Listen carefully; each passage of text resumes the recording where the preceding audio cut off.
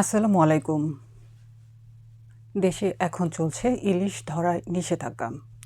ইলিশের উৎপাদন বৃদ্ধির লক্ষ্যে গত ১ মার্চ থেকে দেশের পদ্মা মেঘনায় ৬টি অভয়াশ্রমে সব ধরনের মাছ ধরায় সরকারের নিষেধাজ্ঞা চলছে।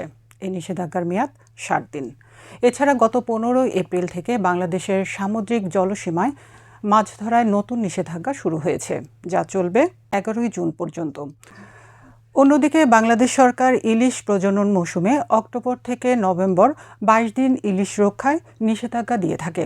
ইলিশ রক্ষায় উৎপাদন বৃদ্ধিতে সব মিলিয়ে বর্তমানে বাংলাদেশে ১৩৯ দিনের নিষেধাজ্ঞা রয়েছে। দর্শক, ২০১১ সালের পর থেকে বাংলাদেশ সরকারের গৃহীত বিভিন্ন উদ্যোগের ফলে ইলিশের উৎপাদন অনেকটাই বেড়েছে, যার ফলশ্রুতিতে ইলিশের উৎপাদন এক যুগের ব্যবধানে প্রায় ২ গুণ বেড়েছে। সরকারি তথ্য মতে ১০ বছর আগে যেখানে বছরে ইলিশের উৎপাদন ছিল ২.৫ থেকে ৩ লাখ মেট্রিক টন, সেখানে এখন ইলিশের উৎপাদন বছরে এসে দাঁড়িয়েছে প্রায় ৫.৫ লাখ মেট্রিক টন।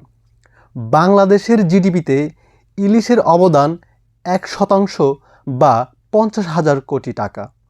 দর্শক, আপনাদের সহজ করে বলি, ইলিশের ২ বছরের মোট বাজার মূল্য দিয়ে ৩টি পদ্মা সেতু নির্মাণ সম্ভব। দর্শক, দেশের মোট উৎপাদিত মাছের ১২%ই ইলিশ। দেশের মোট জনসংখ্যার ৬% বা ১ কোটি মানুষ প্রত্যক্ষ ও পরোক্ষভাবে ইলিশের উৎপাদন এবং বাজারজাতকরণের সাথে জড়িত। প্রায় ১০ লাখেরও বেশি জেলে সরাসরি ইলিশ ধরায় সম্পৃক্ত রয়েছেন।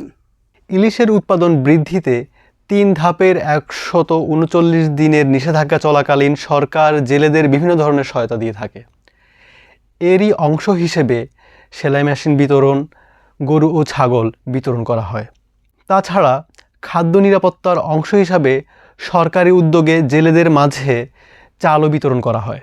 বাংলাদেশ মৎস্য গবেষণা ইনস্টিটিউট তাদের এক গবেষণায় দেখিয়েছে, ইলিশকে কেন্দ্র করে নৌকা ও ট্রলার তৈরির কারখানা, জাল ও বরফ কারখানা সহ মাছ প্রক্রিয়াজাতকরণ শিল্পের বিস্তার ঘটেছে। এজন্য সরকারি উদ্যোগে ব্যাংকিং ও বিমা খাতের এগিয়ে আসা প্রয়োজন। জেলেরা চড়া সুদে আড়তদারদের কাছ থেকে ঋণ নিয়ে থাকে।